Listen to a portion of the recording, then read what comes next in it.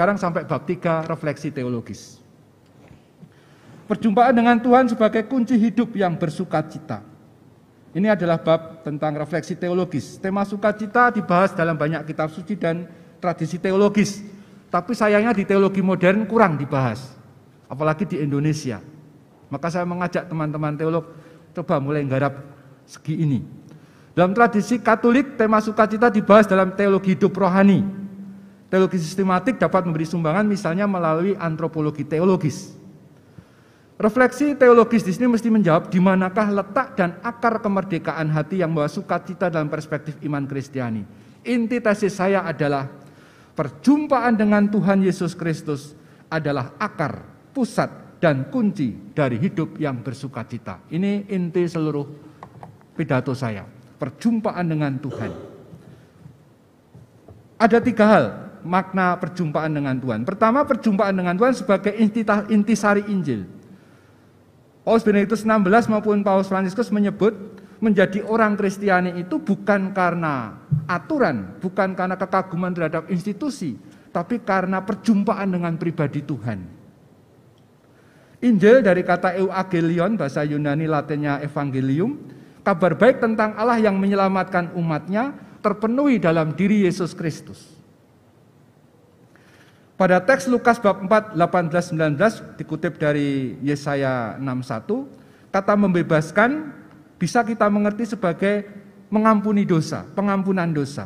Yesus datang untuk membawa keselamatan dalam arti rohani mengampuni dosa kita. Dan orang yang diampuni dosanya itu sungguh bersukacita. Yang kedua, perjumpaan dengan Tuhan yang membebaskan. Yesus datang ke dunia untuk menyelamatkan, yaitu mengampuni dosa. Orang yang dosanya diampuni selalu merasa dibebaskan. Saya tertarik dengan Lukas 23 mengenai kisah penjahat yang bertobat. Seumur-umur penjahat ini berbuat dosa. Sampai detik terakhir akhirnya dia dihukum mati dengan disalib. Dia nggak pernah mendengarkan Yesus bersabda, nggak pernah mendengarkan khotbah Yesus. Oh, dia hidupnya nggak karuan. Tapi pada detik sebelum menjelang kematian, dia melihat Yesus yang begitu istimewa. Sikapnya yang saat sebelum Yesus wafat itu kan, dia mengampuni, lalu menyerahkan semuanya kepada Bapa di surga, dan dia lihat langsung dekat. Maka orang itu langsung jatuh hati, lalu berdoa, Yesus ingatlah akan aku, jika engkau datang sebagai Raja. Tidak ada kata-kata ampunilah aku, enggak, tapi pengakuan. Lalu Yesus langsung berkata, hari ini juga kamu akan masuk ke dalam Firdaus. Dosanya yang ngetel sepanjang hidup, pada detik yang tepat, dia bertobat dengan mengaku Yesus itu, dia langsung diselamatkan. Inilah perjumpaan dengan Tuhan yang membebaskan. Saya membandingkan awal karya publik Yesus di Lukas bab 4, Yesus mewartakan pembebasan, mewartakan. Tapi pada akhir hidup dengan kisah penjahat yang bertobat tadi, Yesus membebaskan dalam arti mengampuni penjahat itu. Jadi pada awal mewartakan, pada akhir Yesus melaksanakan betul.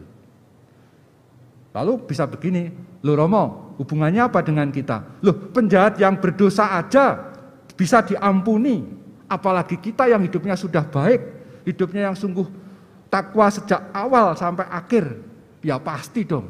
Jadi kita harus mikirnya begitu, terbalik. Bagaimana hal itu bisa terjadi? Bisa karena Yesus menghadirkan wajah Allah yang berbelas kasih, pasti.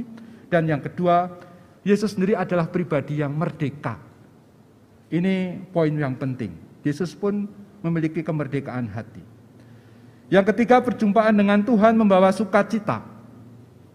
Paus Fransiskus berkata, sukacita Injil memenuhi hati dan hidup semua orang yang menjumpai Yesus. Banyak teks kitab suci Perjanjian Baru bicara tentang hal ini. Sukacita berjumpa dengan Tuhan. Perjumpaan dengan Tuhan tidak hanya membawa hati yang bersukacita, tapi mengubah hati orang. Contoh adalah kisah 2 murid Emmaus. Ketika berjumpa dengan Tuhan di perjalanan, hati mereka berubah dari muram ayat 17, kemudian menjadi ramah karena ngampir ke. Nah itu. Tapi sukacita bukan hanya pada pihak kita karena berjumpa dengan Tuhan. Allah pun bersukacita. Kapan? Ketika ada orang bertobat. Kalau ada yang tersesat satu pun dan kembali atau bertobat, surga bersukacita. Jadi betapa pentingnya hal itu. Sukacita mengalir dari Allah, dari kasih-Nya yang begitu besar. Kemudian yang keempat, refleksi sistematik. Ya. Di sini saya merumuskan secara bebas aspek-aspek mana sukacita Kristiani yang saya maksud. Sukacita Kristiani adalah kualitas batin yang penuh sukacita karena perjumpaan dan kesatuan dengan Tuhan. Dan itu pun kemudian dapat terpancar dalam keseluruhan segi hidup di tengah komunitas dan masyarakat. Ada 6 aspek sukacita Kristiani. Pertama, aspek karunia Allah. Sukacita itu adalah buah Roh Kudus. Seperti Teilhard de Chardin pada halaman 48, tanda kehadiran Allah adalah sukacita. Aspek kristologis, seperti kata Paulus dalam Filipi 4 ayat 4, bersukacitalah senantiasa dalam Tuhan. Hanya dalam Tuhan Yesus kita bisa bersukacita. Yang ketiga, aspek eklesial. Yang menarik dalam Kisah Rasul itu adalah para murid pertama itu bersukacita, memecahkan roti dengan gembira. Dan berdampak sosial, aspek sosial nomor 4. Sukacita orang Kristiani itu membuat sukacita orang di sekitarnya. Itu pada halaman Halaman 51 saya nulis itu. Ya. Dan jangan lupa bahwa aspek sosial dari sukacita itu seperti saya sebut pada halaman 52. Coba lihat sebentar. Saya mengutip dari Kisah Rasul. Ini, selain disukai semua orang, pada bagian alinea paling bawah, halaman 51, disebutkan cara hidup jemaat perdana, sebab tidak ada seorang pun yang berkekurangan di antara mereka. Kalau orang Kristiani itu bersukacita, masyarakat ikut bersukacita dan tidak ada kekurangan di sekitarnya. Jadi orang Kristiani pasti membuat bukannya sukacita secara hahaha, tapi pada aspek hidup berbagi, membuat tidak ada orang miskin seharusnya di sekitar kita. Itu sukacita Kristiani. Yang kelima adalah aspek paradoksal, yaitu sukacita Kristiani itu justru aneh. Karena orang yang menderita justru bersukacita. Seperti dikatakan Kisah Rasul bab 5 ayat 41 itu, rasul-rasul meninggalkan sidang mahkamah agama dengan gembira karena mereka telah dianggap layak menderita penghinaan oleh karena nama Yesus. Contoh yang paling seru salah satunya Santo Laurentius yang tanggal 10 kemarin dirayakan. Ketika dia dibakar di martir, dibakar dari bawah, dia sesudah bawah itu sudah terbakar, dia bilang pada Algojo, tolong dibalik sekalian biar matangnya rata. Loh, orang sedang menderita kok bisa dagel kayak gitu. Ini kan sukacita yang paradoksal. Ya.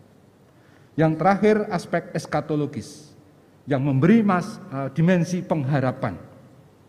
Maka saya nulis pada halaman 53 itu, berbagai kesedihan dan kesulitan seperti kehilangan saudara pada masa pandemi ini karena berpulang ke hadapan Allah di surga, kesusahan dalam pekerjaan pencarian nafkah, beratnya menjalani isolasi mandiri dan sebagainya, mesti dipersembahkan sebagai partisipasi kita dalam penderitaan Kristus yang harus kita pikul di dunia, agar boleh berharap pada sukacita sejati abadi pada waktunya. Itulah aspek eskatologis.